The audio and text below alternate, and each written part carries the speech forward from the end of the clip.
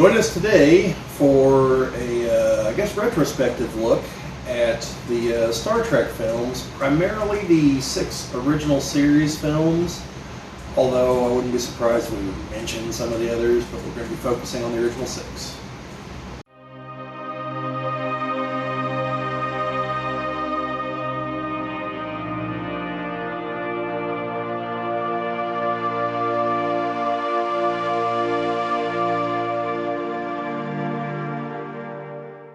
So, then we have the Star Trek movie that everybody knows, Star Trek II, The Wrath of Khan.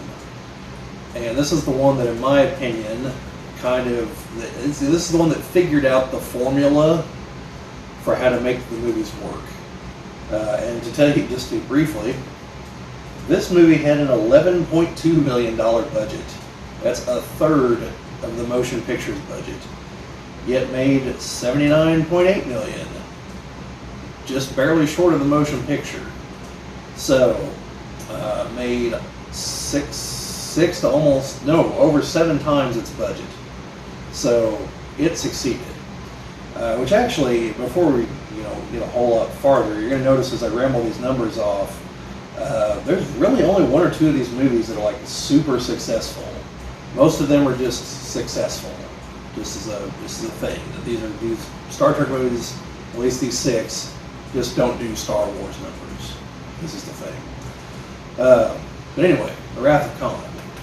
So here begins what we see another new set of Federation uniforms, but these continue all the way through the end of 6, and we would see them like some of the episodes of the Next Generation that have all the older ships that are somehow pulled forward in time, like the Enterprise C, if I remember the one episode. Yep.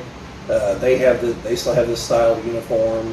So this one, I'm assuming we're led to believe this is the uniform that's right up to whenever they switch to the Next Generation uniforms. So these hold over.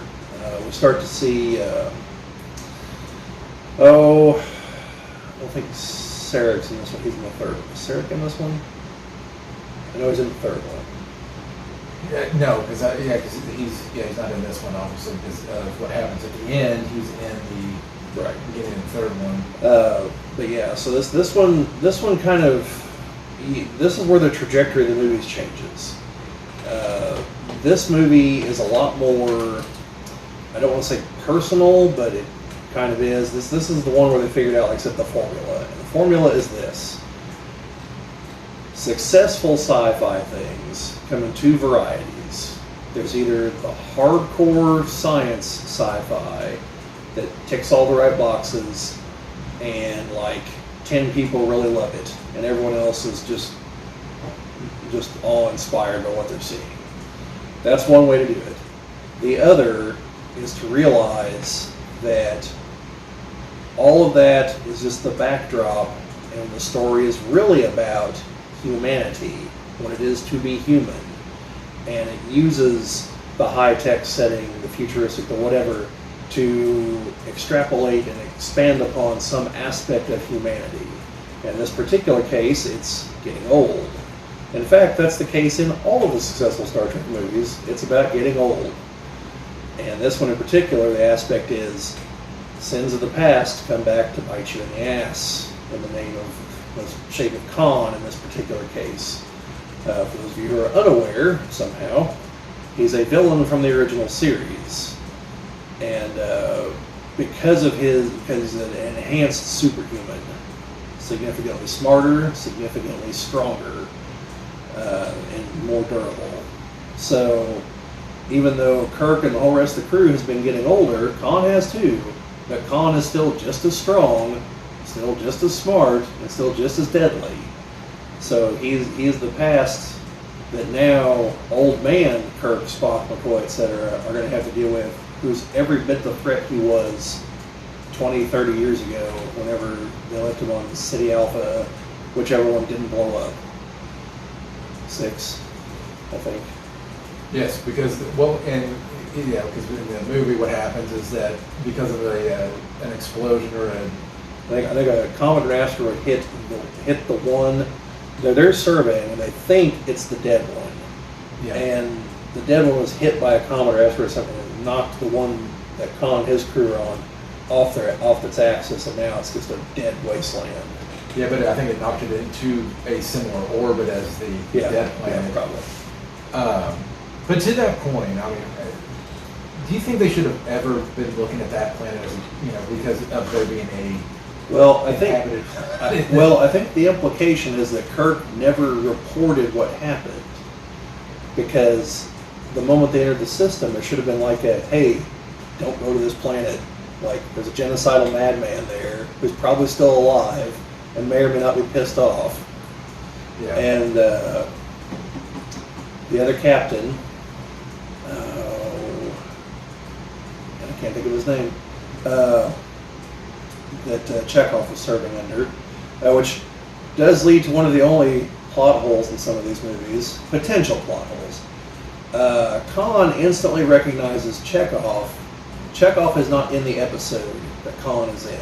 Chekhov could have been a crewman on the ship, and just not the ensign on the bridge, and due to Khan's superior intellect, might still just remember him. But the implication is that he actually interacted with him, and he's like the one main crew member he did not. So, but then again, it's a movie released in 1982. It's a sequel to an episode from 1967, probably. I think they probably figured no one remembered from 15 years prior, and they're right. But yeah, Khan is a genuine threat and a reminder of past mistakes.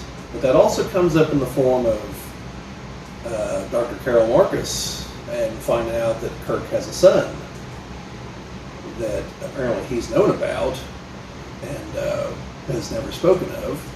So there's all kinds of these little past mistakes and all kinds of little bits about, getting older and having to deal with the mistakes of the past. Kirk was promoted to an admiral, right? Yes. Before this, he's doing a tour of the ship, and it's because he's getting ready to set out on a training voyage. Because Spock's the captain, right? Technically. Yes, because it was a training crew. Because that also leads to one of the dumbest moments in the entire movie. Later in the movie, when they take on damage, and for whatever reason, Scotty drags the corpse of one of the trainees from engineering to the bridge. Oh yeah. Yeah. That's one of those, like, it's dramatic for movie purposes, but if you think about it, it's a stupid scene kind of things. Because he's like, I'm going to pass by, the sick bay and everything else, and I'm going to show Kirk, who knows damn good and well what a dead body looks like at this point. He's seen enough red shirts. Yeah. You think it was intentional that the uniforms turned everyone into a red shirt? Because they lost the colorations, they were all red uniforms from that on. But so the movie also features the Genesis device, which is a device that will transform a dead planet into a planet with life. But it's McCoy that points out, okay, but what happens if you use it on a planet that already has life? And you're like, well, it'll be converted into new life. I don't remember what Spock's exact words were. McCoy's just like, oh, it'll just be converted, huh? I think they call that genocide, Spock, or something like that. It's like, well, there's no need to get upset about it, Doctor, And so it's McCoy is the one that realizes, like, this is an apocalyptic weapon. This is not the kind of thing that, like, they should even contemplate to be messing with, because someone will turn it into a weapon. Which, as we find out in Picard, Season 3, Section 31, it has a functioning model of it, apparently. It just hasn't unleashed it yet on anybody. So, there you go. Plus, a little spoiler for the next movie, that is it Kluge? Kruge, the Klingon, Christopher Lloyd's character? Krug. That's like his driving motivation, is he realizes this is a weapon, and the Federation's just going to use it against the Klingons and wipe them out, because they're not going to have any defense against it. So, yeah. But because of its unique properties, it also helps set the rest of the franchise in motion after this. Because the battle at the end is not without loss. Spock does have to sacrifice himself to save the ship, to fix something in the dilithium chamber. Gets a lethal dose of radiation.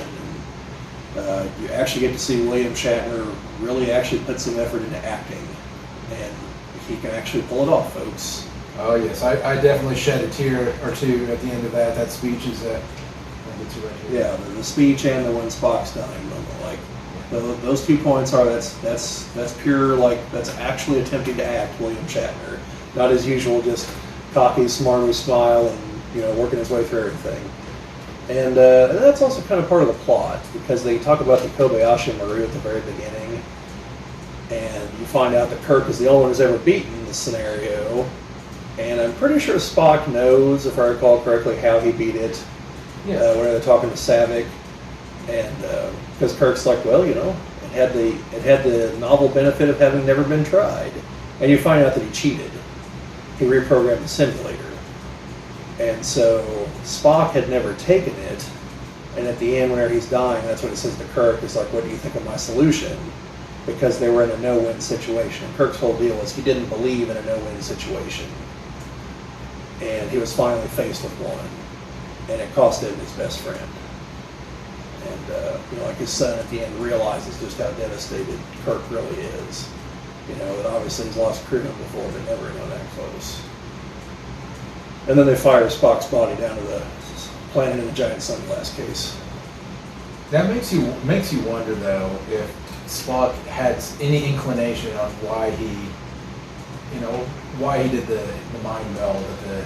Well, I think it's because he knew he was going to die, and so I don't think he did it thinking, well, as long as they shoot me down, they're all resurrected. I think it was the whole why we see Sarek in the third movie. And I think that it has. It's just he didn't have time to explain to Bones what he was doing, Yeah, I think it's part of the whole thing that as they were transferred from this life to the next, that they. So that also makes me wonder. Well, no, because he pretty much put his soul into. Yeah, that's the explanation is the logic version of it, but essentially, yeah. But that's like something I mentioned before, that it's odd that, to my mind, a lot of Star Trek does come off with an atheist bent to it, because the Federation typically is like, oh, those silly backwards folks and their religions. Meanwhile, we have the Vulcans, the uber logic-driven people. And they've got all these kind of religious ceremonies and statues, and they're burning incense everywhere. And I'm just wondering if that was a subtle message from Gene, like, well, yeah, logically there is a God. Like, the Vulcans have figured it out. The humans will get back to it eventually. Because, like, the original series makes some references. The episode where they go to the planet that basically Rome rules everything, but it's the modern day, it's like the 60s. But Rome basically rules the world. And as they're leaving, they're talking about how the people were talking about the sun. And they're like, well, the Romans didn't have a sun god. And Uhura's like, no, not a sun god, the son of God, Jesus.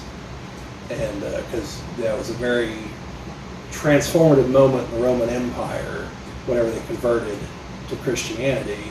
And they were implying that now it's just going to happen. It's going to happen on that planet too, just 2,000 years later. So, or however many years. And so, like that was a very pro-Christian message, and it's really like the next generation onward that you get the what I view as a more atheist message. Although then Deep Space Nine, they're running to actual gods. So, maybe not. Maybe I'm just like reading too much into the next generation or something. But getting back to the Wrath of Khan itself, honestly, I think out of the original series, I think it's still probably my favorite. It's, I don't know. It's a toss it between that one and the sixth one. Yeah, probably. But I think, just overall, and they were able to drive the plot forward because they kind of knew that, the time that they had to defeat Khan was very, very minimal because, the leverage that they had would have been, slowly overcome with his intellect, trying to figure out right how to, actually battle in space. Right, because they knew they were fighting a superior tactician, and it was only Spock's realization that Khan's main weakness was he's used to two-dimensional fighting, not a three-dimensional space in space. That was Kirk's advantage, is that he does know how to fight in space, and because otherwise, Khan would have eventually come around to that. But the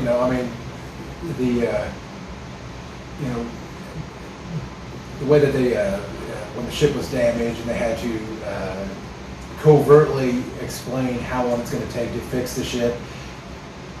Even as a kid, I always thought, well, they pretty much just immediately said the legend of, okay, for, days will seem like hours, or hours will seem like days. Right.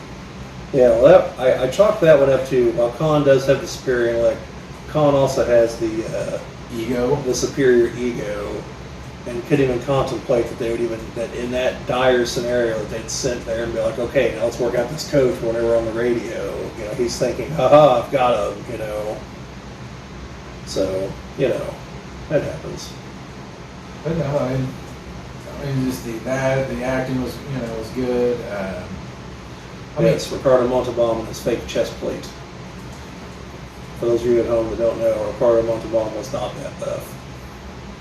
that is very much a giant. Even his own crew, had natural reactions like, hey, we've got a ship, we can leave now, we can go. But at the same time, weren't going to abandon their leader, Right. Well, is in a very on-the-nose metaphor, given what he was saying towards the end. Moby Dick. Yeah, he was Ahab, and he's going to destroy himself, trying to exact his revenge. So I should read that book someday. But this was also the beginning of the trend of the even-numbered movies were the good ones. The odd-numbered movies, not as much. And I don't know how and why that worked out that way. But that just seems to be the way it works for these six. Though I will say that 3 was probably one of the best odd-number movies. Yeah, that's definitely better than 5. When even going to the Next Generation and so on, I think. Well, then you get the weird one with the reboot. That the second one was the worst of. Yeah, but that's the other franchise. Because Generations it's okay. First Contact is definitely probably the best one. Insurrection is probably definitely the worst one. And then Nemesis is just. I like Nemesis, but a lot of people didn't. I don't know. Now, neat fact, I believe it was the second one was is when Industrial Light and Magic actually took over doing the special effects, and they took the model from the motion picture, and I believe they had to repaint it or doll it up because it wouldn't work with the blue screen effects that they were using. I could be wrong on that, but I do know that ILM did pick up after the motion picture. That's one thing I was actually looking into. Yeah. Because I knew at some point they did, which is always, ironic. But at the same time, I think Star Wars has a lot to, account for what Star Trek led the way with. Yeah. But yeah, so that's pretty much. I'm sure we could probably do a video just entirely on the Wrath of Khan, but we need to move on. Well, we're. Yeah, that's pretty much everything I wanted to say on the movies. So we got 2 hours in on this, just about. All right. So if you guys can sit through and listen to all this, definitely comment on that. I'll probably break it up in editing. So. And even then, if they won't watch part 1, part 2, or if we break it into 6 parts. Yeah, I'll probably. Well, folks, depending on how you're watching this, I have either broken it up per movie or per chunks of time or something, or I have just let it go. Because there's one really long video we did one time that I broke up into 3 parts, but then I also posted just the whole full length thing. I'll get it right here in a second. And that might be what I do here. I post the individual segments and then post the full length with the timestamps or something. But at any rate, if you're watching the full length one, or if you just watch one of the others, or since I'm probably just going to take this scene right here and slap it at the end of each of the videos, so I don't have to record this 6 times. It's a little editing trick for those who don't know. Thank you for watching. Definitely comment down the bottom. Do you want to see more of us talking about the others? Any particular part of these you might want to know more about? Want to know about like other random movies that DeForest Kelly, Leonard Nimoy, or William Shatner are in by any chance? We can talk about Night of the Lepus. You want to hear about giant rabbits terrorizing Texas? I think it's Texas. Or if you want to know more about obscure video formats like the one shown here. Yeah. I'll be able to dig up a Betamax somewhere. But yeah, just let us know. You want to hear about the other Star Trek stuff? Once Strange New World Season 2 comes out, we'll probably do a video once all the episodes are out. We might do weekly things, but that's probably a little taxing on our schedule. So we'll probably do a wrap up once they're all out. But otherwise, thanks again for watching. Comment. But otherwise, like, share, subscribe, all that fun YouTube stuff. But otherwise, make it so. Engage.